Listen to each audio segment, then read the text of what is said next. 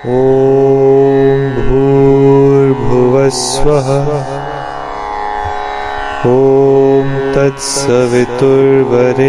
सत श्री अकाल, नमस्कार, जय माता दी। दर्शकों, इंसान की जिहड़ी जिंदगी है वो हमेशा जिंदा रहने लिए तो हैगी हुई है, पर ਉਹਦੇ ਨਾਲ कुछ ਇਹੋ ਜਿਹੇ ਕਰਮ, कुछ ਇਹੋ ਜਿਹੇ ਜਿਹੜੇ वक्त ਦੇ ਵਿੱਚ ਕੀਤੇ ਜਾਣ ਵਾਲੇ ਕੰਮ ਹੁੰਦੇ ਨੇ ਉਹ ਵੀ ਸਾਨੂੰ ਨਾਲ ਕਰਨੇ ਪੈਂਦੇ ਨੇ। और ਉਹਦੇ ਵਿੱਚ ਸਭ ਤੋਂ ਅਹਿਮ ਹੈ ਰੱਬ ਦਾ ਨਾਮ, ਰੱਬ ਦਾ ਜਾਪ, ਰੱਬ ਦਾ ਸਿਮਰਨ, ਜਿਸ ਕਰਕੇ ਸਾਡੀ ਜ਼ਿੰਦਗੀ ਦੇ ਵਿੱਚ ਆਉਣ ਵਾਲੀਆਂ ਮੁਸ਼ਕਿਲਾਂ ਸਾਡੇ ਤੋਂ ਦੂਰ ਰਹਿੰਦੀਆਂ ਨੇ। ਪਰ ਅੱਜ ਕੱਲ੍ਹ ਦੀ ਜਿਹੜੀ ਜ਼ਿੰਦਗੀ ਹੈ ਭੱਜ ਦੌੜ ਭਰੀ ਜ਼ਿੰਦਗੀ ਹੋ ਗਈ ਹੈ, ਜਿਹਦੇ ਵਿੱਚ ਅਸੀਂ ਰੱਬ ਦਾ ਨਾਮ ਲੈਣਾ ਕਿਤੇ ਕਿਤੇ ਭੁੱਲ ਜਾਂਦੇ ਹਾਂ। ਫਿਰ ਸਾਡੀ ਜ਼ਿੰਦਗੀ ਦੇ ਵਿੱਚ ਜਦੋਂ ਮੁਸ਼ਕਿਲਾਂ ਆਉਂਦੀਆਂ ਤੇ ਆਪਾਂ ਅਚਾਨਕ ਦੌੜ ਪੈਂਦੇ ਹਾਂ ਰੱਬ ਦੇ ਦੁਆਰੇ। ਸਾਨੂੰ ਉਦੋਂ ਉਸ ਮੁਸ਼ਕਿਲ ਦਾ ਹੱਲ ਨਹੀਂ ਲੱਭ ਰਿਹਾ ਹੁੰਦਾ ਤੇ ਕਈ ਵਾਰੀ ਅਚਾਨਕ ਰੱਬ ਦੇ ਦੁਆਰੇ ਤੇ ਜਾ ਕੇ ਵੀ ਸਾਨੂੰ ਇੰਜ ਲੱਗਦਾ ਕਿ ਜਿਵੇਂ ਰੱਬ ਸਾਡੀ ਸੁਣ ਨਹੀਂ ਰਿਹਾ। ਤੇ ਇਹਦੇ ਵਿੱਚ ਗਲਤੀ ਕਿਹਦੀ ਹੁੰਦੀ ਹੈ? ਕਿ ਸਾਡੇ ਕਰਮਾਂ ਦੀ? ਕਿ ਰੱਬ ਸਾਡੇ ਨਾਲ ਕੁਝ ਗਲਤ ਕਰ ਰਿਹਾ? ਨਹੀਂ, ਇਹਦੇ ਵਿੱਚ ਗਲਤੀ ਨਹੀਂ ਹੁੰਦੀ, ਇਹਦੇ ਵਿੱਚ ਪ੍ਰਭਾਵ ਹੁੰਦਾ ਹੈ ਸਾਡੀ ਜ਼ਿੰਦਗੀ ਨਾਲ ਜੁੜੇ ਗ੍ਰਹਿਆਂ ਦਾ। ਕਿਉਂਕਿ ਸਾਡੇ ਜਿਹੜੇ ਗ੍ਰਹਿ ਨੇ ਉਹ ਸਾਡੀ ਜ਼ਿੰਦਗੀ ਦੀ ਚਾਲ ਨੂੰ ਨਿਰਧਾਰਿਤ ਕਰਦੇ ਨੇ ਤੇ ਇਹਦੇ ਰਹੱਸ ਜਿਹੜੇ ਜੁੜੇ ਹੋਏ ਨੇ ਉਹ ਹਨ ज्योतिष ਦੇ ਵਿੱਚ। और ਤੁਹਾਡੇ ਜਿਹੜੇ ਸਵਾਲ ਹੁੰਦੇ ਨੇ ਉਹਨਾਂ ਦੇ ਜਵਾਬ ਵੀ ਤੁਹਾਨੂੰ ਲੱਭ ਸਕਦੇ ਨੇ ज्योतिष ਦੇ ਵਿੱਚ। ਤੇ ਆਓ ਅੱਜ ਅਸੀਂ ਗੱਲ ਕਰਦੇ ਹਾਂ ज्योतिष ਕੀ ਹੈ, ज्योतिष ਵਿਦਿਆ ਕੀ ਹੈ ਔਰ ਇਹ ਸਾਡੀ ਜ਼ਿੰਦਗੀ ਨਾਲ आखिर किवें जुड़िया होया। पर उस तो पहले स्वागत करना चाहनी हाँ भृगुवंशी पंडित A.K. शर्मा जी का अपने स्टूडियो दे विच। पंडित जी नमस्कार। जी बिल्कुल नमस्कार। दर्शकों, हर एपीसोड की तरह अज भी आपां तुहाडे नाल मिल के परमात्मा का नाम लवांगे। आओ मिल के परमात्मा का नाम लईए। विघ्नेश्वराय वरदाय सुप्रियाय लंबोदराय सकला जगताय नागाननाय स्तुतियज्ञभूषिताय गौरी सुताय गणनाथ नमो नमस्तुते। नाना सुगंध पुष्पाणि यथा कालोक भवानी चे पुष्पांजलिर्मया दत्यम गृहनाम परमेश्वर। दर्शकों, परम परमात्मा पिता नू नमस्कार करके आपा काम शुरू करते हैं। कोई भी शुभ काम करते या कोई यात्रा करते हैं वो साड़ी यात्रा सफल होती है, क्योंकि परमात्मा का आशीर्वाद उन्होंने मन दे विच धार के आप अगे बढ़ते हैं। और हमेशा जो आप परमात्मा का नाम ते आके अगे बढ़ते हैं तो साड़ी जिहड़ी मंजिल हैगी, साडा जिहड़ा रस्ता है वो बिल्कुल क्लीयर हो जाता है। सो दर्शकों, जदों भी कोई शुभ काम करो, घर दे विच कोई शुभ चीज़ लियाओ या घर दे विच कोई इहो जिहा फंक्शन होवे ते जरूर परमात्मा का नाम लैन की कोशिश करो। उस नाम लैन तो ही तुहाडी जिन्नी अला बला बीमारी हैगी वो सब खत्म होएगी। दर्शकों, परमात्मा के नाम दे विच बहुत शक्ति हैगी। जदों एक पत्थर दे उत्ते राम लिख के समुद्र दे विच तैरिया जा सकता है ते तुहाडे दुखा का निवारण क्यों नहीं किया जा सकता। तो आओ सारे मिल के मैं तुसी परमात्मा दे नाम लवांगे, उस तो बाद उस चीज़ का हल कड्डांगे। इस करके मैं हर एपीसोड दे विच तुहानू इक्को गल आखदा कि परमात्मा का नाम आपां सब तो पहले लवांगे। अमन जी और दर्शकों, तुहाडा मैं बहुत बहुत एक बारी फिर धन्यवाद करदा। जय माता दी। दर्शकों, तुसीं अपनियां प्रॉब्लम्स जिहड़े तुहाडी मुश्किलां तुहाडी जिंदगी दे विच तुहानू 2-4 होना पैंदा जिन्हां दे नाल उन्हां दे हल जानन लई तुसीं साडे शो दे विच कॉल कर सकदे हो। नाल दी नाल तुसीं सानू मेल भी कर सकदे हो। मेल भेजण समय ख्याल रखो कि तुसीं ਉਹਦੇ ਵਿੱਚ अपनी जन्म तिथि और जन्म स्थान ते जन्म दा टाइम कंप्लीट दिता होवे और अपनी प्रॉब्लम जिहड़ी है साडे नाल खुल के सांझी करो। सो पंडित जी, अज साडा जिहड़ा चर्चा दा विषय एक बारी फिर साडे दर्शकां दे कहण ते ओही है, ज्योतिष की है या ज्योतिष विद्या की है।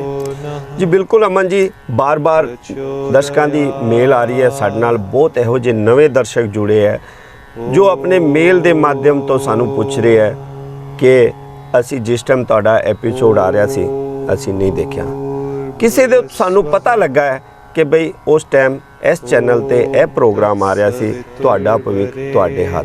उहदे बारे उहदे च ज्योतिष दे बारे दसे जा रहे सी ते असी वो प्रोग्राम बड़ा मिस किया। वो सानू बार बार दस रहे सी कि तुसी जरूर देखियो। ਸੋ ਅਸੀਂ ਤੁਹਾਨੂੰ ਮੇਲ ਪਾ ਰਹੇ ਹਾਂ, ਬੇਨਤੀ ਕਰ ਰਹੇ ਕਿ ਇੱਕ ਵਾਰੀ ਦੁਬਾਰਾ ਜੋਤਿਸ਼ ਦੇ ਬਾਰੇ ਦੱਸੋ। ਤੋ ਦਰਸ਼ਕੋ ਬੜਾ ਹੀ ਚੰਗਾ ਲੱਗ ਰਿਹਾ ਮੈਨੂੰ ਕਿ ਤੁਸੀਂ ਜੋਤਿਸ਼ ਦੇ ਬਾਰੇ ਇੱਛੁਕ ਹੋ ਰਹੇ ਹੋ ਔਰ ਬੜੀ ਪ੍ਰਸ਼ੰਸਾ ਹੋ ਰਹੀ ਹੈ ਕਿ ਤੁਸੀਂ ਆਪਣੀ ਸਮੱਸਿਆ ਨਿਵਾਰਨ ਕਰਨ ਦੇ ਵਾਸਤੇ ਇਸ ਚੀਜ਼ ਨੂੰ ਬਾਰ-ਬਾਰ ਜਾਣਨ ਦੇ ਵਾਸਤੇ ਤੁਸੀਂ ਮੈਨੂੰ ਮੇਲ ਕਰ ਰਹੇ ਹੋ। ਦੋਸਤੋ ਜਿਹੜੀ ਜੋਤਿਸ਼ ਚੀਜ਼ ਹੈਗੀ ਹੈ ਸਾਡੇ ਜੀਵਨ ਤੋਂ ਘਟਨਾਵਾਂ ਜਿੰਨੀ ਘਟਦੀ ਹੈਗੀ ਹੈ ਉਹਦੇ ਤੋਂ ਸੰਬੰਧਿਤ ਹੈਗੀ ਹੈ। ਜੋਤਿਸ਼ ਇੱਕ ਪਰਮਾਤਮਾ ਦਾ ਨਾਮ ਹੈਗਾ, ਗ੍ਰੰਥਾਂ ਦੇ ਵਿੱਚੋਂ ਉਹਦਾ ਨਿਵਾਰਨ ਕੱਢ ਕੇ ਉਹਦੇ ਆંકੜਿਆਂ ਦੀ ਕੈਲਕੂਲੇਸ਼ਨ ਕਰਕੇ ਜੋਤਿਸ਼ ਨਿਰਧਾਰਿਤ ਕੀਤਾ ਜਾਂਦਾ ਹੈ। ਦਰਸ਼ਕੋ ਜੋਤਿਸ਼ ਇੱਕ ਆਇਨਾ ਹੈਗਾ, ਇੱਕ ਸੂਰਜ ਦੇ ਵਕਨ ਸੱਤੇ ਹੈਗਾ, ਤੁਸੀਂ ਇਹਨੂੰ ਝੂਠ ਸਾਬਿਤ ਨਹੀਂ ਕਰ ਸਕਦੇ।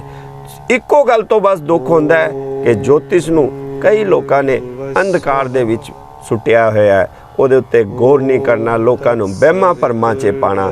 ਸੋ ਦਰਸ਼ਕੋ ਵਹਿਮਾਂ ਭਰਮਾਂ 'ਚ ਨਹੀਂ ਪੈਣਾ।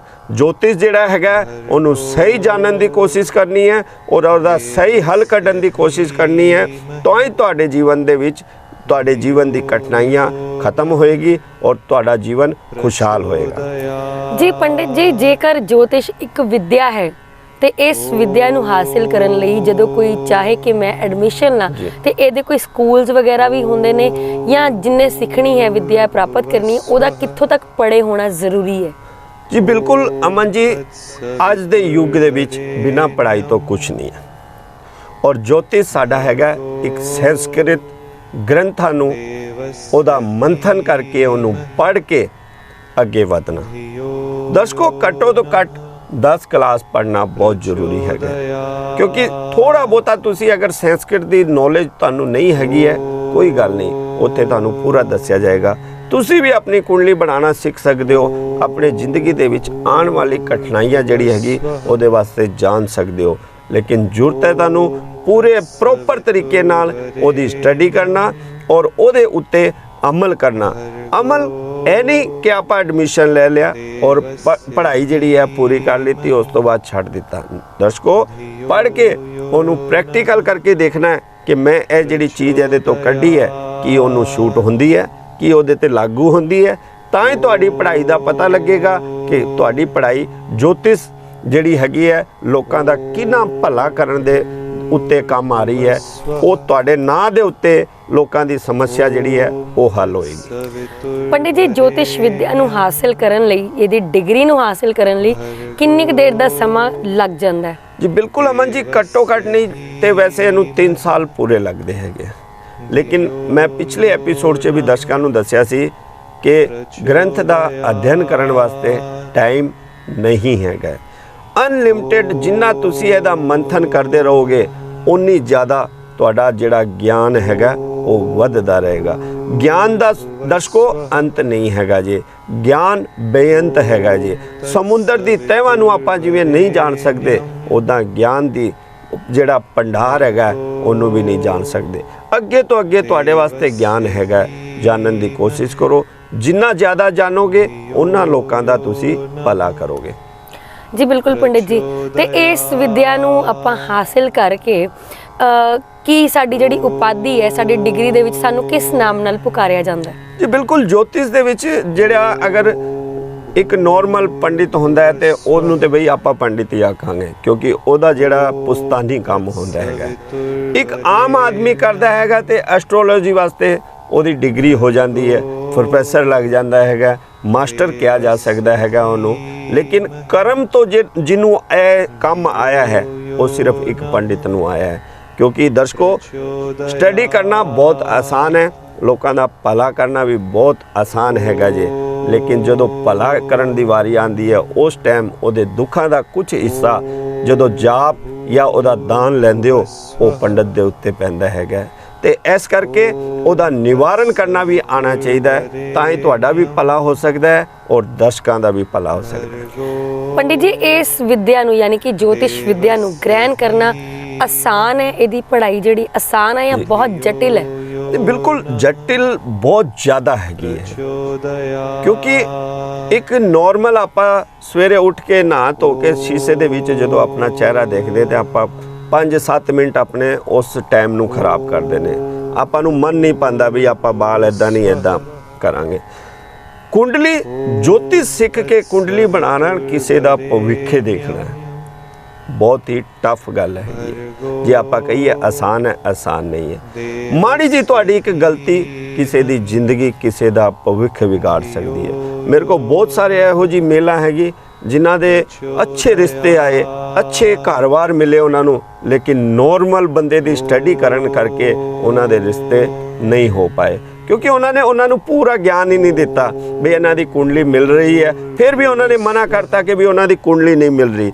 ਸੋ ਦਰਸ਼ਕੋ, ਗਿਆਨ ਹੋਣਾ ਜ਼ਰੂਰੀ ਨਹੀਂ, ਗਿਆਨ ਦੇ ਉੱਤੇ ਅਮਲ ਕਰਨਾ ਵੀ ਬਹੁਤ ਜ਼ਰੂਰੀ ਹੈ। ਕਿਸੇ ਨੂੰ ਸਹੀ ਮਾਰਗ ਦੱਸਣਾ ਬਹੁਤ ਜ਼ਰੂਰੀ ਹੈਗਾ। ਇਹ ਨਹੀਂ ਕਿ 2 ਦਿਨ ਜੋਤਿਸ਼ ਸਿੱਖਿਆ, ਤੀਜੇ ਦਿਨ ਤੁਸੀਂ ਭਵਿੱਖ ਵੇਖਣਾ ਚਾਲੂ ਕਰ ਦਿਓ। ਉਹਦੇ ਵਾਸਤੇ ਟਾਈਮ ਲੱਗਦਾ ਹੈ ਔਰ ਪੂਰਾ ਸਟੀਕ ਜਿਹੜਾ ਭਵਿੱਖ ਹੈਗਾ ਉਹ ਦੇਖਣ ਤੇ ਹੀ ਕਿਸੇ ਦੀ ਜ਼ਿੰਦਗੀ ਨੂੰ ਬਚਾਇਆ ਜਾ ਸਕਦਾ ਹੈ, ਕਿਸੇ ਦੀ ਜ਼ਿੰਦਗੀ ਦੀ ਸਮੱਸਿਆ ਨੂੰ ਆਪਾਂ ਹੱਲ ਕਰ ਸਕਦੇ ਹੈਗੇ। ਪੰਡਿਤ ਜੀ, ਜਦੋਂ ਤੁਸੀਂ ਕਿਸੇ ਦੀ ਸਮੱਸਿਆ ਦਾ ਹੱਲ ਕਰਦੇ ਹੋ, ਜਦੋਂ ਕਿਸੇ ਦੇ ਅਨੁਸ਼ਠਾਨ ਕਰਦੇ ਹੋ, ਯੱਗ ਕਰਦੇ ਹੋ, ਤੇ ਕੀ ਗੱਲ ਜਦੋਂ ਉਹਨਾਂ ਦੀ ਸਮੱਸਿਆ ਦੂਰ ਹੋ ਜਾਂਦੀ ਹੈ ਤੇ ਉਹਨਾਂ ਦਾ ਜਿਹੜਾ ਭਾਵ ਹੈ, ਬੁਰਾ ਪ੍ਰਭਾਵ ਕਿਤੇ ਨਾ ਕਿਤੇ ਹੱਲ ਕਰਨ ਵਾਲੇ ਦੇ ਸਿਰ ਤੇ ਵੀ ਚੜਦਾ ਹੈ? ਜੀ ਬਿਲਕੁਲ, ਭਾਰ ਤੇ ਜਿਹੜਾ ਕਰਮ ਹੈਗਾ, ਜਦੋਂ ਤੱਕ ਕਿਸੇ ਦੇ ਉੱਤੇ ਆਪਾਂ ਕੋਈ ਗ੍ਰਹਿਵਾਂ ਦਾ ਭਾਰ ਹੈਗਾ ਉਹਦੀ ਸ਼ਾਂਤੀ ਕਰਵਾਉਂਦੇ ਹਾਂ, ਉਹ ਦਾਨ ਕਿਸੇ ਨਾ ਕਿਸੇ ਨੂੰ ਦੇ ਕੇ ਵਰਤਾਇਆ ਜਾਂਦਾ ਹੈਗਾ। ਮੰਦਿਰ ਦੇ ਵਿੱਚ ਸੰਗਤ ਜਦੋਂ ਜਾਂਦੀ ਹੈ, ਆਪਾਂ ਕਿਸੇ ਵੀ ਦੇਵੀ ਦੇਵਤੇ ਅੱਗੇ ਪ੍ਰਸਾਦ ਚੜਾਉਂਦੇ ਹਾਂ, ਤੇ ਪ੍ਰਸਾਦ ਚੜਾਉਣ ਦੇ ਵੇਲੇ ਦਰਸ਼ਕੋ ਆਪਾਂ ਪ੍ਰਸਾਦ ਕਿਉਂ ਵੰਡਦੇ ਹੈਗੇ ਕਿ ਜਿਹੜੇ ਸਾਡੇ ਮਨ ਦੀ ਕਾਮਨਾ, ਜਿਹੜਾ ਸਾਡਾ ਦੁੱਖ ਹੈਗਾ ਉਹ ਹੌਲੀ ਹੌਲੀ ਖਤਮ ਹੋ ਜਾਵੇ ਔਰ ਕੁਝ ਹਿੱਸਿਆਂ ਦੇ ਵਿੱਚ ਵੰਡ ਜਾਵੇ, ਜਿਹਦੇ ਕਰਕੇ ਇੱਕ ਬੰਦੇ ਦੇ ਉੱਤੇ ਭਾਰ ਨਾ ਪਵੇ। ਇਸ ਕਰਕੇ ਦਰਸ਼ਕੋ, ਕੋਈ ਵੀ ਤੁਹਾਡਾ ਜਾਪ, ਯੱਗ, ਗ੍ਰਹਿ ਸ਼ਾਂਤੀ ਜਾਂ ਕੋਈ ਨਜ਼ਰ ਦੋਸ਼ ਜਾਂ ਕੋਈ ਤੁਸੀਂ ਕਿਤੇ ਕਿਰਾਏ ਦੀ ਲਪੇਟ ਦੇ ਵਿੱਚ ਆਇਓ, ਜਿੱਥੇ ਵੀ ਤੁਹਾਡਾ ਨਿਵਾਰਨ ਹੁੰਦਾ ਹੈ ਉਸ ਬੰਦੇ ਨੂੰ ਭਾਰ ਲੈਣਾ ਪੈਂਦਾ ਹੈ, ਤਾਂ ਹੀ ਤੁਹਾਡੇ ਦੁੱਖਾਂ ਦਾ ਨਿਵਾਰਨ ਹੁੰਦਾ ਹੈ, ਨਹੀਂ ਤੇ ਨਹੀਂ ਹੁੰਦਾ ਹੈ। ਜੀ ਪੰਡਿਤ ਜੀ, ਜਦੋਂ ਅਸੀਂ ਦਾਨ ਦਿੰਨੇ ਆ ਕਿਸੇ ਨੂੰ, ਸਾਨੂੰ ਕੋਈ ਦੱਸਦਾ ਹੈ ਕਿ ਤੁਹਾਡੇ ਨੂੰ ਜੇ ਇਹ ਸਮੱਸਿਆ ਹੈ, ਇਹ ਪ੍ਰੋਬਲਮ ਹੈ, ਤੇ ਤੁਸੀਂ ਦਾਨ ਦਿਓ, ਤੇ ਜਿਹੜਾ ਦਾਨ ਲੈਣ ਵਾਲਾ ਹੁੰਦਾ ਹੈ, ਕਿਤੇ ਨਾ ਕਿਤੇ ਤੁਹਾਡੀ ਸਮੱਸਿਆ ਦਾ ਭਾਰ ਉਹਦੇ ਸਿਰ ਤੇ ਨਹੀਂ ਚਲੇ ਜਾਂਦਾ ਜਿਹਨੇ ਤੁਹਾਡੇ ਕੋਲੋਂ ਦਾਨ ਲਿਆ ਹੁੰਦਾ? ਜੀ ਬਿਲਕੁਲ, ਇਹ ਜਿਹੜਾ ਦਾਨ ਹੈਗਾ ਇਹਦਾ ਨਾਮ ਹੀ ਹੈ ਸਮੱਸਿਆ ਦਾ ਡਿਵਾਈਡ ਕਰਨਾ, ਉਹਨੂੰ ਵੰਡਣਾ। ਹੁਣ ਆਪਾਂ ਕੋਈ ਵੀ ਚੀਜ਼ ਦਾ ਅਗਰ ਕੋਈ ਦਾਨ ਕਰਾਣੇ ਹੋ, ਭਾਵੇਂ ਪੰਡਤ ਨੂੰ ਦਿੰਨੇ ਜਾਂ ਧੀ ਨੂੰ ਦਿੰਨੇ, ਇਹਦਾ ਮੈਂ ਛੋਟਾ ਜਿਹਾ ਦਰਸ਼ਕੋ ਤੁਹਾਨੂੰ ਉਦਾਹਰਨ ਦੇਣਾ ਕਿ ਬਹੁਤ ਜ਼ਿਆਦਾ ਲੰਬੀ ਉਮਰ ਹੋ ਜਾਂਦੀ ਹੈ ਤੇ ਆਪਾਂ ਨੂੰ ਕਈ ਵਾਰ ਦੇਖਣ ਨੂੰ ਵੀ ਮਿਲਦਾ ਹੈ ਔਰ ਸੁਣਨ ਨੂੰ ਵੀ ਮਿਲਦਾ ਹੈ ਕਿ ਵਿਚਾਰਾ ਬੜਾ ਤੜਫਦਾ ਪਿਆ ਹੈ, ਬੜਾ ਪਰੇਸ਼ਾਨ ਹੋ ਰਿਹਾ ਹੈ, ਇਹਦੇ ਨਾਲ ਚੰਗਾ ਤੇ ਇਹਦਾ ਪਰਮਾਤਮਾ ਇਹਨੂੰ ਚੱਕ ਲਵੇ ਤੇ ਸਹੀ ਹੁੰਦਾ ਹੈ। ਉਹ ਕਿਉਂ ਕਿ ਉਹਦੇ ਜਿਹੜੇ ਦੁੱਖ ਹੈ ਉਹ ਦੇਖੇ ਨਹੀਂ ਜਾਂਦੇ, ਉਮਰ ਬਹੁਤ ਜ਼ਿਆਦਾ ਹੋ ਜਾਂਦੀ ਹੈ ਤੇ ਉਹਦੇ ਵਾਸਤੇ ਆਪਾਂ ਗਊਆਂ ਨੂੰ ਪੱਠੇ ਪਵਾਉਂਦੇ ਹੈਗੇ, ਧੀ ਭੈਣ ਨੂੰ ਥੋੜਾ ਬਹੁਤ ਦਾਨ ਕਰਦੇ ਹਾਂ ਕਿ ਬਈ ਇਹਦੇ ਸਾਹ ਸੌਖੇ ਨਿਕਲ ਜਾਣ। ਸੋ ਦਰਸ਼ਕੋ, ਦਾਨ ਜਿਹੜਾ ਹੈਗਾ ਉਹ ਸਮੱਸਿਆ ਦਾ ਨਿਵਾਰਨ ਵੀ ਹੈਗਾ, ਨਾਲ ਸਮੱਸਿਆ ਨਿਵਾਰਨ ਹੋਣ ਤੋਂ ਬਾਅਦ ਉਹਦਾ ਜਿਹੜਾ ਦੁੱਖ ਹੈਗਾ ਉਹ ਥੋੜਾ ਥੋੜਾ ਕਰਕੇ ਸਾਰਿਆਂ 'ਚ ਵੰਡ ਦਿੱਤਾ ਜਾਂਦਾ ਹੈ, ਉਹਦੇ ਨਾਲ ਉਹਦੀ ਸਮੱਸਿਆ ਹੱਲ ਹੋ ਜਾਂਦੀ ਹੈ। ਸੋ ਦਰਸ਼ਕੋ, ਤੁਸੀਂ ਦੇਖ ਰਹੇ ਹੋ ਤੁਹਾਡਾ ਭਵਿੱਖ ਤੁਹਾਡੇ ਹੱਥ, ਤੁਹਾਡੇ ਹੱਥਾਂ ਦਾ ਭਵਿੱਖ ਤੁਹਾਡੇ ਲਈ ਕੀ ਲੈ ਕੇ ਆਉਣ ਵਾਲਾ ਅਗਲੇ ਸਮੇਂ 'ਚ, ਤੁਸੀਂ ਉਹਦੇ ਬਾਰੇ ਸਾਰੀ ਜਾਣਕਾਰੀ ਲੈ ਸਕਦੇ ਹੋ ਸਾਡੇ ਇਸ ਪ੍ਰੋਗਰਾਮ ਰਾਹੀਂ, ਤੇ ਸਾਨੂੰ ਤੁਸੀਂ ਕਰ ਸਕਦੇ ਹੋ ਫੋਨ ਤੇ ਨਾਲ ਦੇ ਨਾਲ ਈਮੇਲ। ਤੇ ਹੁਣ ਵੀ ਵੇਲਾ ਹੋ ਚੁੱਕਾ ਹੈ ਇੱਕ ਸ਼ਖਸ ਦੀ ਭੇਜੀ ਹੋਈ, ਇੱਕ ਸ਼ਰਧਾਲੂ ਦੀ ਭੇਜੀ ਹੋਈ ਮੇਲ ਨੂੰ ਰੀਡ ਕਰਨ ਦਾ, ਤੇ ਆਓ ਪੰਡਿਤ ਜੀ ਆਪਾਂ ਪੜ੍ਹ ਲੈਂਦੇ ਹਾਂ। ਪੰਡਿਤ ਜੀ, ਇਹ ਮੇਲ ਸਾਨੂੰ ਭੇਜੀ ਹੈ ਜਗਮੀਤ ਮਾਨ ਜੀ ਨੇ ਜੀ। ਇਹਨਾਂ ਦੀ ਡੇਟ ਆਫ ਬਰਥ ਹੈ 15/8/1976, ਟਾਈਮ ਇਹਨਾਂ ਨੇ ਦੱਸਿਆ 6:20 ਮਾਰਨਿੰਗ ਦੇ, ਔਰ ਇਹਨਾਂ ਦਾ ਜਨਮ ਸਥਾਨ ਹੈ ਫਗਵਾੜਾ। ਇਹ ਕਹਿੰਦੇ ਨੇ ਮੈਨੂੰ ਗੋਡਿਆਂ ਦੀ ਪ੍ਰੋਬਲਮ ਹੈ, ਮੈਨੂੰ ਡਾਕਟਰ ਨੇ ਗੋਡੇ ਰਿਪਲੇਸ ਜਾਂ ਗੋਡੇ ਬਦਲਣ ਦੀ ਸਲਾਹ ਦਿੱਤੀ ਹੈ, ਪਰ ਮੈਨੂੰ ਕਈਆਂ ਨੇ ਕਿਹਾ ਕਿ ਗੋਡੇ ਬਦਲਾਉਣ ਦੇ ਉਪਰੰਤ ਵੀ ਜਿਹੜਾ ਰਿਜ਼ਲਟ ਹੈ ਬਹੁਤਾ ਵਧੀਆ ਨਹੀਂ ਹੁੰਦਾ, ਤੇ ਇਹਨਾਂ ਨੇ ਸਲਾਹ ਮੰਗੀ ਹੈ ਤੁਹਾਡੇ ਤੋਂ ਕਿ ਮੇਰੀ ਕੁੰਡਲੀ ਅਨੁਸਾਰ ਮੈਨੂੰ ਦੱਸੋ ਕਿ ਜੇ ਮੈਂ ਆਪਣੇ ਗੋਡੇ ਬਦਲਾਨਾ, ਇਹ ਆਪਰੇਸ਼ਨ ਕਰਵਾਨਾ, ਤੇ ਕੀ ਮੇਰੀ ਹਾਲਤ 'ਚ ਸੁਧਾਰ ਹੋਏਗਾ ਜਾਂ ਮੈਂ ਨਾ ਹੀ ਕਰਾਵਾਂ? ਜੀ ਜੀ ਬਿਲਕੁਲ, ਤੁਹਾਡੀ ਜਿਹੜੀ ਕੁੰਡਲੀ ਹੈਗੀ ਮੇਰੇ ਸਾਹਮਣੇ ਹੈਗੀ ਹੈ। ਤੁਹਾਨੂੰ ਮੈਂ ਦੱਸਣਾ ਚਾਹਨਾ ਕਿ ਜੋਤਿਸ਼ ਇੱਕ ਵੱਖਰੀ ਚੀਜ਼ ਹੈ, ਮੈਡੀਕਲ ਇੱਕ ਵੱਖਰੀ ਚੀਜ਼ ਹੈ। ਸੋ ਤੁਹਾਡੀ ਕੁੰਡਲੀ ਦੇ ਵਿੱਚ ਜਿਹੜਾ ਯੋਗ ਹੈਗਾ ਉਹ ਗ੍ਰਹਿਵਾਂ ਦਾ ਪ੍ਰਭਾਵ ਤੇ ਹੈਗਾ, ਲੇਕਿਨ ਖਾਲੀ ਗ੍ਰਹਿਵਾਂ ਤੋਂ ਨਹੀਂ, ਤੁਹਾਨੂੰ ਦਵਾਈ ਵੀ ਔਰ ਉਹਦਾ ਪੂਰਾ ਇਲਾਜ ਵੀ ਕਰਾਉਣਾ ਪਏਗਾ, ਤਾਂ ਹੀ ਜਾ ਕੇ ਤੁਹਾਡੀ ਸਮੱਸਿਆ ਹੱਲ ਹੋ ਸਕਦੀ ਹੈ। ਕਿਉਂਕਿ ਪੰਚਮ ਭਾਵ ਦੇ ਵਿੱਚ, ਰੋਗ ਘਰ ਦੇ ਵਿੱਚ ਇੱਕ ਸ਼ਨੀ ਦਾ ਹੀ ਪ੍ਰਕੋਪ ਹੈਗਾ, ਜਿਹਦੇ ਕਰਕੇ ਉਤਰਦਾ ਸ਼ਨੀ ਜਿਹਨੂੰ ਆਪਾਂ ਕਹਿੰਦੇ ਹੈਗੇ ਉਹ ਗੋਡਿਆਂ ਤੇ ਭਾਰ ਪਾਉਂਦਾ ਹੈਗਾ। ਲੇਕਿਨ ਗ੍ਰਹਿ ਸ਼ਾਂਤੀ ਦੇ ਨਾਲ ਤੁਹਾਨੂੰ ਮੈਡੀਕਲ ਦਾ ਵੀ ਸਹਾਰਾ ਲੈਣਾ ਪਏਗਾ, ਤਾਂ ਹੀ ਤੁਹਾਡੀ ਸਮੱਸਿਆ ਜਿਹੜੀ ਹੈ ਉਹ ਹੱਲ ਹੋ ਜਾਊਗੀ। ਜੀ ਜਗਮੀਤ ਜੀ, ਮੈਨੂੰ ਲੱਗਦਾ ਹੈ ਤੁਹਾਡੀ ਜਿਹੜੀ ਪ੍ਰੋਬਲਮ ਦਾ ਹੱਲ ਹੈ ਤੁਹਾਨੂੰ ਦੱਸ ਦਿੱਤਾ ਗਿਆ ਹੈ। ਜਿੱਥੇ ਜੋਤਿਸ਼ ਤੁਹਾਡੇ ਉੱਤੇ ਬਹੁਤ ਵਧੀਆ ਪ੍ਰਭਾਵ ਪਾਉਂਦਾ ਹੈ, ਤੁਹਾਨੂੰ ਉਪਾਅ ਦੱਸੇ ਜਾਂਦੇ ਆ, ਉਹਦੇ ਨਾਲ ਆਪਣੇ ਯਤਨ ਵੀ ਜ਼ਰੂਰ ਕਰਦੇ ਰਿਹਾ ਕਰੋ। ਮੈਡੀਕਲ ਸਹਾਇਤਾ ਜ਼ਰੂਰ ਲਓ ਔਰ ਡਾਕਟਰ ਦੇ ਕਹੇ ਅਨੁਸਾਰ ਜਿੱਦਾਂ ਤੁਹਾਨੂੰ ਉਹਨਾਂ ਨੇ ਕਿਹਾ ਤੁਸੀਂ ਉਹ ਇਲਾਜ ਵੀ ਜ਼ਰੂਰ ਕਰਾਓ। ਇੱਥੇ ਪੰਡਿਤ ਜੀ ਇੱਕ ਮੇਲ ਹੋਰ ਆਈ ਹੋਈ ਹੈ ਸਾਡੇ ਕੋਲ। ਇਹ ਸਾਨੂੰ ਭੇਜੀ ਹੈ ਹਰਮੀਤ ਕੌਰ ਨੇ ਨਿਊ ਜਰਸੀ ਤੋਂ। ਇਹਨਾਂ ਦੀ ਡੇਟ ਆਫ ਬਰਥ ਹੈ 23/12/1986, ਟਾਈਮ ਹੈ 2:10 ਔਰ ਇਹਨਾਂ ਦਾ ਜਿਹੜਾ ਜਨਮ ਸਥਾਨ ਹੈ ਇੰਡੀਆ ਦੇ ਵਿੱਚ ਉਹ ਹੈ ਦੋਰਾਹਾ। ਇਹ ਪੁੱਛ ਰਹੇ ਨੇ ਕਿ ਮੈਂ ਲਵ ਮੈਰਿਜ ਕਰਾਉਣਾ ਚਾਹੁੰਦੀ ਹਾਂ, ਪਰ ਮੇਰੇ ਘਰ ਦੇ ਚਾਹੁੰਦੇ ਨੇ ਕਿ ਮੇਰੀ ਅਰੇਂਜ ਮੈਰਿਜ ਹੋਵੇ। ਸੋ ਉਸ ਕਰਕੇ ਕਿਤੇ ਨਾ ਕਿਤੇ ਮੈਂ ਵੀ ਸੋਚਦੀ ਹਾਂ ਕਿ ਮੈਂ ਆਪਣੇ ਪੇਰੈਂਟਸ ਦਾ ਕਹਿਣਾ ਮੰਨਾਂ, ਪਰ ਫਿਰ ਵੀ ਪ੍ਰੇਮ ਜਿਹੜਾ ਵਿਆਹ ਹੈ ਉਹ ਕਿਤੇ ਨਾ ਕਿਤੇ ਇਹਨਾਂ ਨੂੰ ਕਮਿਟਮੈਂਟ ਦੇ ਰਿਹਾ ਹੈ। ਤੇ ਇਹ ਪੁੱਛ ਰਹੇ ਨੇ ਕਿ ਮੈਂ ਦੋਨਾਂ ਚੋਂ ਕਿਸ ਰਸਤੇ ਵੱਲ ਜਾਵਾਂ ਜਿਹਦਾ ਮੇਰਾ ਫਿਊਚਰ ਹੈ ਉਹ ਵਧੀਆ ਰਹੇ। ਜੀ ਬਿਲਕੁਲ, ਤੁਹਾਡੀ ਕੁੰਡਲੀ ਜਿਹੜੀ ਹੈਗੀ ਮੇਰੇ ਸਕਰੀਨ ਤੇ ਸਾਹਮਣੇ ਹੈਗੀ ਹੈ। ਤੁਹਾਨੂੰ ਜਿਹੜੀ ਹੈਗੀ ਤੁਹਾਡੀ ਕੁੰਡਲੀ ਦੇ ਮੁਤਾਬਿਕ ਅਰੇਂਜ ਮੈਰਿਜ ਕਰਨੀ ਚਾਹੀਦੀ ਹੈ, ਜਿਹਦੇ ਨਾਲ ਤੁਹਾਡਾ ਆਉਣ ਵਾਲਾ ਜਿਹੜਾ ਸਮਾਂ ਹੈਗਾ, ਆਉਣ ਵਾਲਾ ਜਿਹੜਾ ਜੀਵਨ ਹੈਗਾ ਬਹੁਤ ਹੀ ਚੰਗਾ ਔਰ ਸੁਨਹਿਰੀ ਜਾਏਗਾ। ਤੁਹਾਡੀ ਕੁੰਡਲੀ ਦੇ ਮੁਤਾਬਿਕ ਪ੍ਰੇਮ ਵਿਵਾਹ ਤੋਂ ਤੁਹਾਨੂੰ ਧੋਖਾ ਮਿਲੇਗਾ, ਇਸ ਕਰਕੇ ਤੁਹਾਨੂੰ ਸਾਵਧਾਨ ਰਹਿਣਾ ਹੈ। ਅਰੇਂਜ ਮੈਰਿਜ ਘਰਦਿਆਂ ਦੀ ਮੈਰਿਜ, ਘਰਦਿਆਂ ਦੇ ਕਹਿਣ ਦੇ ਮੁਤਾਬਿਕ ਤੁਸੀਂ ਵਿਆਹ ਕਰੋ ਤੇ ਤੁਹਾਨੂੰ ਉਹਦੇ 'ਚ ਤੁਹਾਡਾ ਜੀਵਨ ਚੰਗਾ ਜਾਏਗਾ। ਜੀ ਹਰਮੀਤ ਜੀ, ਭਾਵੇਂ ਪ੍ਰੇਮ ਪਿਆਰ ਸਾਡੀ ਜ਼ਿੰਦਗੀ ਦੇ ਵਿੱਚ ਬਹੁਤ ਵਧੀਆ ਅਸਰ ਰੱਖਦਾ ਹੈ, ਸਾਨੂੰ ਕਿਸੇ ਸਮੇਂ ਤਾਂ ਬਹੁਤ ਸਕੂਨ ਬਹੁਤ ਸ਼ਾਂਤੀ ਮਿਲਦੀ ਹੈ, ਪਰ ਕਈ ਵਾਰੀ ਕੀ ਹੁੰਦਾ ਉਹ ਸਿਰਫ ਨਜ਼ਰਾਂ ਦਾ ਧੋਖਾ ਹੁੰਦਾ। ਸੋ ਆਉਣ ਵਾਲੇ ਸਮੇਂ ਦੇ ਵਿੱਚ ਜਿਹੜੀਆਂ ਮੁਸ਼ਕਿਲਾਂ ਤੁਹਾਨੂੰ ਆਉਣ ਵਾਲੀਆਂ ਉਸ ਤੋਂ ਤੁਹਾਨੂੰ ਪੰਡਿਤ ਜੀ ਨੇ ਪਹਿਲੇ ਹੀ ਆਗਾਹ ਕਰ ਦਿੱਤਾ ਹੈ ਤੇ ਤੁਸੀਂ ਆਪਣੇ ਪੇਰੈਂਟਸ ਦੀ ਚੋਇਸ ਦੇ ਉੱਤੇ ਅਮਲ ਕਰ ਸਕਦੇ ਹੋ, ਵਿਆਹ ਕਰਾ ਸਕਦੇ ਹੋ ਆਪਣੇ ਪੇਰੈਂਟਸ ਦੀ ਮਰਜ਼ੀ ਦੇ ਨਾਲ। ਤੇ ਆਈ ਹੋਪ ਤੁਹਾਡੇ ਲਈ ਇਹ ਮੈਰਿਜ ਜਿਹੜੀ ਹੈ ਬਹੁਤ ਸਕਸੈਸਫੁਲ ਰਹੇਗੀ, ਬਹੁਤ ਵਧੀਆ ਰਹੇਗੀ। ਪੰਡਿਤ ਜੀ, ਜਿਹੜਾ ਮੇਰਾ ਅਗਲਾ ਸਵਾਲ ਹੈ ਉਹ ਫਿਰ ਇੱਕ ਵਾਰੀ ਗ੍ਰਹਿ ਨੂੰ ਲੈ ਕੇ ਹੈ। ਗ੍ਰਹਿ ਦੀ ਉਤਪਤੀ ਕਿਵੇਂ ਹੋਈ ਤੇ ਗ੍ਰਹਿ ਸਾਡੀ ਜ਼ਿੰਦਗੀ ਤੇ ਕਿਉਂ ਅਸਰ ਪਾਉਂਦੇ ਨੇ?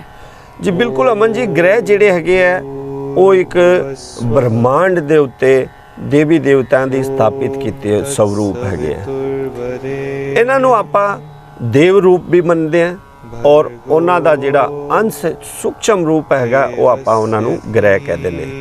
ਲੇਕਿਨ ਗ੍ਰਹਿ ਸਾਡੀ ਜੀਵਨ ਤੋਂ ਜਿਹੜਾ ਹੈਗਾ ਹਮੇਸ਼ਾ ਲਈ ਅਟੈਚ ਹੈਗੇ ਆ, ਅਟੈਚ ਰਹਿਣਗੇ। ਦਰਸ਼ਕੋ, ਜਿੰਨਾ ਆਪਣਾ ਜੀਵਨ ਦਾ ਉਤਾਰ ਚੜਾਵ ਹੈਗਾ ਸਾਡੇ ਸਾਰੇ ਗ੍ਰਹਿਵਾਂ ਤੋਂ ਹੀ ਹੈਗਾ, ਕਿਉਂਕਿ ਜਦੋਂ ਸਾਡਾ ਜਨਮ ਵੀ ਹੋਇਆ ਸੀ ਤੇ ਗ੍ਰਹਿਵਾਂ ਦੇ ਮੁਤਾਬਿਕ ਹੀ ਹੋਇਆ ਸੀ ਕਿ ਇਸ ਜਾਤਕ ਨੂੰ ਕੀ ਕਰਨਾ ਚਾਹੀਦਾ, ਕੀ ਬਣਨਾ ਚਾਹੀਦਾ, ਉਹ ਸਭ ਗ੍ਰਹਿਵਾਂ ਦੇ ਹਿਸਾਬ ਕਿਤਾਬ ਦੇਖ ਕੇ ਹੀ ਬਣਾਇਆ ਜਾਂਦਾ ਹੈ। ਔਰ ਗ੍ਰਹਿ ਦਾ ਜਿਹੜਾ ਪ੍ਰਭਾਵ ਹੈਗਾ ਉਹ ਜਨਮ ਤੋਂ ਲਾਗੂ ਹੁੰਦਾ ਜੀ, ਮਰਨ ਤੋਂ ਖਤਮ ਹੁੰਦਾ ਹੈ। ਸੋ ਦਰਸ਼ਕੋ, ਤੁਹਾਨੂੰ ਬਿਲਕੁਲ ਨਿਰਾਸ਼ ਹੋਣ ਦੀ ਲੋੜ ਨਹੀਂ। ਗ੍ਰਹਿ ਜੇ ਤੁਹਾਡੇ ਉੱਤੇ ਕੋਈ ਚੱਲ ਰਿਹਾ ਜਾਂ ਤੁਹਾਡਾ ਕੋਈ ਗ੍ਰਹਿ ਜਿਹੜਾ ਬਹੁਤ ਮਾੜਾ ਚੱਲ ਰਿਹਾ ਤੇ ਉਹਦਾ ਨਿਵਾਰਨ ਹੈਗਾ। ਉਹਦੇ ਵਾਸਤੇ ਤੁਹਾਨੂੰ ਜਾਣਨ ਦੀ ਲੋੜ ਹੈ। ਤੁਹਾਡੀ ਆਪਣੀ ਕੁੰਡਲੀ, ਉਹਦੇ ਵਿੱਚ ਤੁਹਾਡਾ ਪੂਰਾ ਬਾਇਓਡਾਟਾ ਜਿਹੜਾ ਹੈਗਾ ਲਿਖਿਆ ਹੁੰਦਾ ਹੈ, ਲੇਕਿਨ ਜ਼ਰੂਰਤ ਹੁੰਦੀ ਹੈ ਸਿਰਫ ਉਹਨੂੰ ਪੜ੍ਹਨ ਵਾਲੇ ਦੀ। ਤੋ ਤੁਸੀਂ ਜੇ ਆਪਣੀ ਕੁੰਡਲੀ ਦੇ ਬਾਰੇ ਜਾਣਨਾ ਚਾਹੁੰਦੇ ਹੋ ਕਿਹੜਾ ਗ੍ਰਹਿ ਤੁਹਾਡੇ ਤੇ ਮਾੜਾ ਹੈ ਜਾਂ ਕਿਹੜਾ ਚੰਗਾ ਹੈਗਾ, ਤੇ ਉਹਦੇ ਵਾਸਤੇ ਤੁਹਾਡੀ ਕੁੰਡਲੀ ਦੀ ਮੈਨੂੰ ਬਹੁਤ ਜ਼ਰੂਰਤ ਹੈਗੀ, ਜਿਹਦੇ 'ਚ ਡੇਟ ਆਫ ਬਰਥ, ਟਾਈਮ ਔਰ ਪਲੇਸ ਭੇਜੋਗੇ ਤੇ ਤੁਹਾਡਾ ਭਵਿੱਖ ਤੁਹਾਡੇ ਸਾਹਮਣੇ ਹੋਏਗਾ। ਪੰਡਿਤ ਜੀ, ਭਾਵੇਂ ਜੋਤਿਸ਼ ਜਿਹੜਾ ਸਾਡੀ ਜ਼ਿੰਦਗੀ ਦੇ ਵਿੱਚ ਆਉਣ ਵਾਲੀਆਂ ਸਮੱਸਿਆਵਾਂ ਤੋਂ ਸਾਨੂੰ ਆਗਾਹ ਕਰ ਦਿੰਦਾ ਹੈ, ਪਰ ਕੋਈ ਇਹੋ ਜਿਹੀ ਭਵਿੱਖਬਾਣੀ, ਕੋਈ ਇਹੋ ਜਿਹੀ ਕੈਲਕੂਲੇਸ਼ਨ ਸਾਡੇ ਗ੍ਰਹਿਾਂ ਨੂੰ ਮਿਲਾ ਕੇ ਹੋ ਸਕਦੀ ਹੈ ਜਿਹੜੀ ਸਾਡੀ ਮ੍ਰਿਤਿੂ ਦੀ ਸਹੀ ਸਥਿਤੀ, ਸਹੀ ਤਰੀਕ ਵੀ ਸਾਨੂੰ ਦੱਸ ਦੇਵੇ? ਜੀ ਬਿਲਕੁਲ ਅਮਨ ਜੀ, ਵੈਸੇ ਤੇ ਜੋ ਸ਼ਾਸਤਰ ਹੈਗੇ ਸਾਡੇ ਵਿੱਚ ਕੁਝ ਚੀਜ਼ਾਂ ਗੁਪਤ ਹੈਗੀਆਂ, ਕਿਉਂਕਿ ਪਰਮਾਤਮਾ ਨੇ ਇਨਸਾਨ ਨੂੰ ਉਹਦੇ ਜੀਵਨ ਦੇ ਬਾਰੇ ਸਾਰੇ ਸੁੱਖ, ਸਾਰੇ ਆਰਾਮ ਉਹ ਇਨਸਾਨ ਨੂੰ ਦਿੱਤੇ, ਲੇਕਿਨ ਪਰਮਾਤਮਾ ਨੇ ਕੁਝ ਚੀਜ਼ਾਂ ਆਪਣੇ ਕੋਲ ਰੱਖੀਆਂ ਅਮਨ ਜੀ। ਉਹ ਚੀਜ਼ਾਂ ਦੇ ਨਾਲ ਇਨਸਾਨ ਦੇ ਜੀਵਨ ਦੇ ਉੱਤੇ ਉਤਾਰ ਚੜਾਅ ਹੁੰਦਾ ਹੈ। ਜੇ ਹਮੇਸ਼ਾ ਸੁੱਖ ਹੀ ਸੁੱਖ ਰਹੇ, ਹਮੇਸ਼ਾ ਦੁੱਖ ਨਾ ਆਵੇ, ਤੇ ਅੱਜ ਦੇ ਟਾਈਮ ਪਰਮਾਤਮਾ ਨੂੰ ਕੋਈ ਨਹੀਂ ਮੰਨੇਗਾ।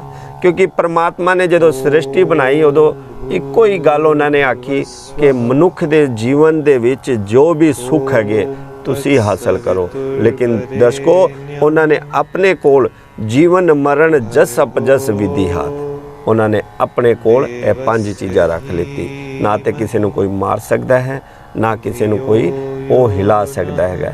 ਇਹ परमात्मा ਦੇ ਹੱਥ ਹੁੰਦਾ ਕਿਸੇ ਨੂੰ ਮਾਰਨਾ ਤੇ ਕਿਸੇ ਨੂੰ ਜਿਵਾਣਾ।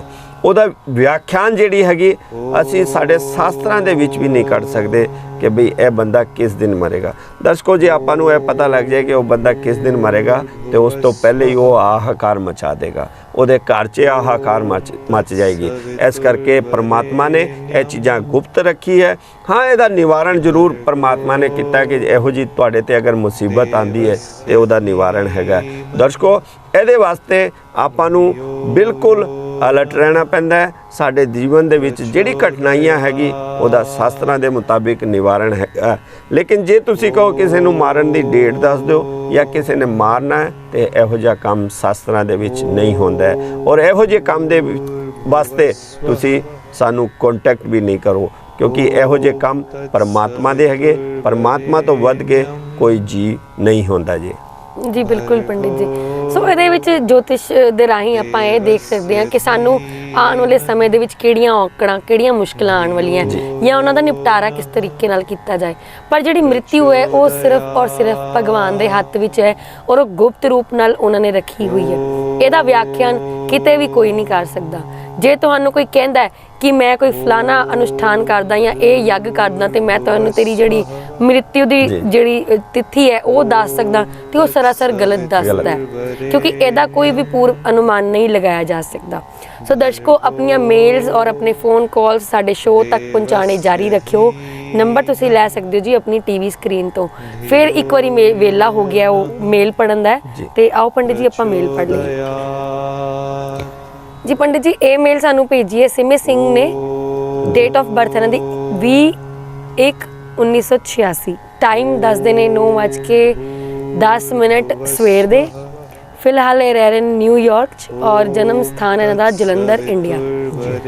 ਔਰ ਇਹ ਜਿਹੜਾ ਆਪਣਾ ਪ੍ਰੋਬਲਮ ਤੁਹਾਡੇ ਅੱਗੇ ਰੱਖ ਰਹੇ ਨੇ, ਇਹ ਕਹਿ ਰਹੇ ਨੇ ਮੇਰੇ ਬਾਰੇ ਦੱਸੋ ਕਿ ਮੈਂ ਕਿਹੜਾ ਬਿਜ਼ਨਸ ਕਰਾਂ ਜਿਹੜਾ ਮੇਰੇ ਲਈ ਸਭ ਤੋਂ ਵਧੀਆ ਹੋਵੇ, ਕਿਸ ਖੇਤਰ ਦੇ ਵਿੱਚ ਮੈਨੂੰ ਟਰਾਈ ਕਰਨਾ ਚਾਹੀਦਾ, ਕਿਹੜਾ ਬਿਜ਼ਨਸ ਜਿਹੜਾ ਉਹ ਕਰਨਾ ਚਾਹੀਦਾ। ਜੀ ਬਿਲਕੁਲ ਤੁਹਾਡੀ ਜਿਹੜੀ ਕੁੰਡਲੀ ਹੈਗੀ ਹੈ ਬਹੁਤ ਹੀ ਸੋਹਣੀ ਕੁੰਡਲੀ ਹੈਗੀ ਹੈ। अगर तुसी धातु संबंधित काम करो तो तुहानूं दिन दुनिया रात चौगनी होएगी। बृहस्पति तुहाडा बड़ा ही उच्च दा हैगा।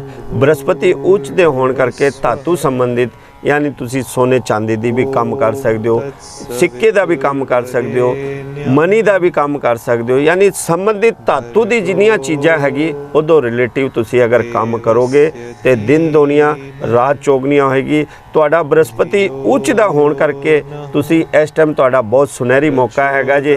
देर ना करो, परमात्मा दा नाम लैके इस काम नूं करो। तुहाडा काम जिहड़ा हैगा वो अगे वधेगा और कोई घाटा नहीं होएगा और तुहानूं हर हाल दे विच तुहाडे काम 'च सफलता मिलेगी जी। सो पंडित जी ਇੱਥੇ ਤੁਸੀਂ ਇਹਨਾਂ ਨੂੰ ਬਹੁਤ ਵਧੀਆ ਜਿਹੜਾ ਆਨਸਰ ਦਿੱਤਾ ਹੈ। ਸੋ ਸਿਮੀ ਜੀ ਮੈਨੂੰ ਲੱਗਦਾ ਕਿ ਤੁਹਾਡੇ ਜਿਹੜੇ ਸਵਾਲ ਦਾ ਜਵਾਬ ਤੁਹਾਨੂੰ ਮਿਲ ਚੁੱਕਾ ਹੈ। ਤੁਸੀਂ ਧਾਤੂ ਸੰਬੰਧਿਤ ਕੰਮ ਕਰ ਸਕਦੇ ਹੋ, ਮਨੀ ਰਿਲੇਟਡ ਕੰਮ ਕਰ ਸਕਦੇ ਹੋ, ਸੋਨੇ ਚਾਂਦੀ ਦਾ ਜਾਂ ਫਿਰ ਜਿਸ ਤਰ੍ਹਾਂ ਤੁਹਾਨੂੰ ਪੰਡਿਤ ਜੀ ਨੇ ਦੱਸਿਆ ਉਸ ਤਰ੍ਹਾਂ ਦਾ ਤੁਸੀਂ ਕੰਮ ਕਰ ਸਕਦੇ ਹੋ। ਤੁਹਾਨੂੰ ਆਉਣ ਵਾਲੇ ਸਮੇਂ ਦੇ ਵਿੱਚ ਫਾਇਦਾ ਜ਼ਰੂਰ ਹੋਏਗਾ। ਤੁਹਾਡੀ ਇਹ ਰਾਈਟ ਏਜ ਹੈ ਕਿਸੇ ਵੀ ਬਿਜ਼ਨਸ ਨੂੰ ਸ਼ੁਰੂ ਕਰਨ ਦੀ। ਤੁਹਾਡੀ ਜਿਹੜੀ ਉਮਰ ਹੈ ਉਹ ਇੱਕ ਲਿਹਾਜ਼ ਤੋਂ ਬਹੁਤ ਸਹੀ ਹੈ। ਤੁਹਾਨੂੰ ਸੂਝਵਾਨ ਤਰੀਕੇ ਨਾਲ ਇੱਕ ਜਿਹੜੀ ਰਾਏ ਹੈ ਉਹ ਪੰਡਿਤ ਜੀ ਨੇ ਦੇ ਦਿੱਤੀ ਹੈ। ਪੰਡਿਤ ਜੀ ਇੱਕ ਸਵਾਲ ਮੇਰਾ ਹੈ ਕਿ ਜਿਹੜੇ ਗ੍ਰਹਿ ਨਛੱਤਰ ਹੁੰਦੇ ਨੇ, ਤੁਸੀਂ ਦੱਸ ਰਹੇ ਹੋ ਕਿ ਇਹ ਸਮੇਂ-ਸਮੇਂ ਸਿਰ ਆਪਣੀ ਚਾਲ ਬਦਲਦੇ ਰਹਿੰਦੇ ਨੇ, ਤੇ ਕੀ ਅਸੀਂ ਕਿਸੇ ਪੂਜਾ ਜਾਂ ਅਨੁਸ਼ਠਾਨ ਦੁਆਰਾ ਕਿਸੇ ਚੰਗੇ ਗ੍ਰਹਿ ਨੂੰ ਆਪਣੇ ਭਾਵ ਦੇ ਵਿੱਚ ਸਥਾਪਿਤ ਕਰ ਸਕਦੇ ਹਾਂ? ਜੀ ਬਿਲਕੁਲ ਨਹੀਂ, ਕਿਉਂਕਿ ਇਹ ਸਭ ਜਿਹੜੇ ਟੋਟਕੇ ਲਾਲ ਕਿਤਾਬ ਤਾਂਤਰਿਕ ਕਿਰਿਆ ਦੇ ਹੈਗੇ। समय और ग्रह अपने हिसाब नाल आंदे जे, किसी दे कहण दे मुताबिक नहीं आंदे जे। कुंडली दे जिहड़े ग्रह हैगे उन्हां दी एक ड्यूटी लगी हुंदी है कि तेरी ड्यूटी इन्नी गति नाल कुंडली दे विच पृथ्वी दे कोल चक्कर लगाने जे। हर ग्रह दी गति एक सीमा बनी हुई जे। दर्शकों, उस गति दे हिसाब नाल तुहाडा भविख हैगा, तुहाडा भविष्य जिहड़ा हैगा उहदे नाल जुड़िया है। जीवन दी जिहड़ी भी चीज़ां हैगी तुहाडी कठिनाइयां या चंगियाइयां वो सारी उहदे नाल जुड़ी हुई है। जे आपां कहिए ਕਿ ਕਿਸੇ ਗ੍ਰਹਿ ਦੀ ਗਤੀ ਵਧਾ ਕੇ ਜਾਂ ਕੋਈ ਉਪਾਅ ਕਰਕੇ ਉਹਨੂੰ ਕਿਸੇ ਗ੍ਰਹਿ ਤੋਂ ਅੱਗੇ ਕਰ ਦਾਂਗੇ ਤੇ ਉਹ ਸ੍ਰਿਸ਼ਟੀ ਦਾ ਉਲੰਘਣ ਹੁੰਦਾ ਹੈ, ਉਹ ਆਪਾਂ ਬਿਲਕੁਲ ਨਹੀਂ ਕਰ ਸਕਦੇ ਹੈਗੇ। ਇਸ ਕਰਕੇ ਦਰਸ਼ਕੋ ਤੁਸੀਂ ਗ੍ਰਹਿਾਂ ਦਾ ਇੰਤਜ਼ਾਰ, ਜਿਹੜਾ ਸਮੇਂ ਤੁਹਾਡੀ ਕੁੰਡਲੀ ਤੇ ਚੱਲ ਰਿਹਾ ਔਰ ਗ੍ਰਹਿ ਚੱਲ ਰਿਹਾ ਉਹਦਾ ਉਪਾਅ ਕਰੋ, ਉਹਦੇ ਤੋਂ ਆਪਣੇ ਨੁਕਸਾਨ ਹੋਣ ਦਾ ਬਚਾਅ ਕਰੋ, ਫਾਇਦੇ ਦਾ ਸੋਚੋ, ਉਹ ਤੁਸੀਂ ਕਰ ਸਕਦੇ ਹੋ। ਗ੍ਰਹਿ ਨੂੰ ਅੱਗੇ ਪਿੱਛੇ ਤੁਸੀਂ ਨਹੀਂ ਕਰ ਸਕਦੇ। ਸੋ ਦਰਸ਼ਕੋ ਤੁਸੀਂ ਦੇਖਿਆ ਅੱਜ ਦੇ ਅਸੀਂ ਆਪਣੇ ਟੌਪਿਕ ਦੇ ਵਿੱਚ ਬਹੁਤ ਸਾਰੀ ਇਹੋ ਜਿਹੀਆਂ ਗੱਲਾਂ ਤੇ ਚਰਚਾ ਕੀਤੀ, ਜਿਹਦੇ ਵਿੱਚ ਤੁਹਾਨੂੰ ਦੱਸਿਆ ਗਿਆ ਕਿ ਜੋਤਿਸ਼ ਕੀ ਹੈ, ਜੋਤਿਸ਼ ਵਿਦਿਆ ਕੀ ਹੈ, ਜੇਕਰ ਕੋਈ ਇਹਨੂੰ ਹਾਸਿਲ ਕਰਨਾ ਚਾਹੇ ਤਾਂ ਉਹਦਾ ਕਿੰਨਾ ਐਲੀਜੀਬਲ ਹੋਣਾ ਜ਼ਰੂਰੀ ਹੈ ਔਰ ਕਿੰਨੀ ਜਟਿਲ ਵਿਦਿਆ ਹੈ ਇਹ, ਔਰ ਕੋਈ ਆਸਾਨ ਕੰਮ ਨਹੀਂ ਹੈ। ਤੇ ਇਹਦੇ ਵਿੱਚ ਜਿਹੜੇ ਹੱਲ ਦੱਸੇ ਜਾਂਦੇ ਨੇ ਉਹਨਾਂ ਨੂੰ ਸਮਝ ਕੇ ਦੂਸਰੇ ਤੱਕ ਪਹੁੰਚਾਉਣਾ ਵੀ ਇੱਕ ਬਹੁਤ ਵਧੀਆ ਕਲਾ ਹੁੰਦਾ। ਤੇ ਅੱਜ ਜਿਹੜਾ ਐਪੀਸੋਡ ਹੈ ਉਹ ਹੁਣ ਵੇਲਾ ਹੋ ਚੁੱਕਿਆ, ਅਸੀਂ ਇਹਨੂੰ ਸਮਾਪਤ ਕਰ ਦਈਏ, ਪਰ ਅਸੀਂ ਤੁਹਾਡੇ ਨਾਲ ਮਿਲਦੇ ਰਹਾਂਗੇ ਆਪਣੇ ਆਉਣ ਵਾਲੇ ਅਗਲੇ ਐਪੀਸੋਡਸ ਦੇ ਵਿੱਚ ਔਰ ਚਰਚਾ ਕਰਾਂਗੇ ਜੋਤਿਸ਼ ਨਾਲ ਜੁੜੇ ਹੋਰ ਵੀ ਬਹੁਤ ਸਾਰੇ ਟੌਪਿਕਸ ਦੇ ਉੱਤੇ। ਤੇ ਜਾਂਦੇ ਜਾਂਦੇ ਮੈਂ ਪੰਡਿਤ ਜੀ ਦੇ ਅੱਗੇ ਫਿਰ ਗੁਜ਼ਾਰਿਸ਼ ਕਰਾਂਗੀ ਕਿ ਉਹ ਕੋਈ ਨਾ ਕੋਈ ਸੰਦੇਸ਼ ਤੁਹਾਡੇ ਰੂਬਰੂ ਜ਼ਰੂਰ ਰੱਖਣ। ਸੋ ਪੰਡਿਤ ਜੀ। ਜੀ ਬਿਲਕੁਲ ਦਰਸ਼ਕੋ, ਮੈਨੂੰ ਬਹੁਤ ਹੀ ਚੰਗਾ ਲੱਗਦਾ ਹੈ ਜਦੋਂ ਤੁਹਾਡੀ ਸਮੱਸਿਆ ਦਾ ਹੱਲ ਹੁੰਦਾ ਹੈ। ਤੁਹਾਡੀ ਬਹੁਤ ਸਾਰੀ ਧੰਨਵਾਦ ਦੀ ਮੇਲ ਆਈ ਹੈ, ਮੈਂ ਉਹ ਸਾਰੇ ਦਰਸ਼ਕਾਂ ਦਾ ਬਹੁਤ ਬਹੁਤ ਧੰਨਵਾਦ ਕਰਦਾ। ਤੁਹਾਡਾ ਪ੍ਰੇਮ ਜਿਹੜਾ ਮੈਨੂੰ ਮਿਲ ਰਿਹਾ ਹੈ, ਮੈਂ ਚਾਹੁੰਦਾ ਐਸੇ ਤਰੀਕੇ ਨਾਲ ਮਿਲੇ ਔਰ ਐਸੇ ਤਰੀਕੇ ਨਾਲ ਮੈਂ ਤੁਹਾਡੀ ਸਮੱਸਿਆ ਦਾ ਨਿਵਾਰਨ ਕਰਦਾ ਰਹਾਂ ਔਰ ਤੁਹਾਡੇ ਦੁੱਖਾਂ ਦਾ ਮੈਂ ਤੁਹਾਡੇ ਨਾਲ ਦੁੱਖ ਸਾਂਝਾ ਕਰਦਾ ਰਹਾਂ। ਇਹੀ ਮੇਰਾ ਮਕਸਦ ਰਹੇਗਾ। ਸੋ ਦੇਖਣਾ ਨਾ ਭੁੱਲੋ, ਤੁਹਾਡਾ ਭਵਿੱਖ ਤੁਹਾਡੇ ਹੱਥ। ਅੱਜ ਦੇ ਦਿਓ ਇਜਾਜ਼ਤ, ਕੱਲ ਤੁਹਾਨੂੰ ਫੇਰ ਮਿਲਾਂਗੇ, ਤਦ ਤੱਕ ਦੇ ਲਈ ਜੈ ਮਾਤਾ ਦੀ।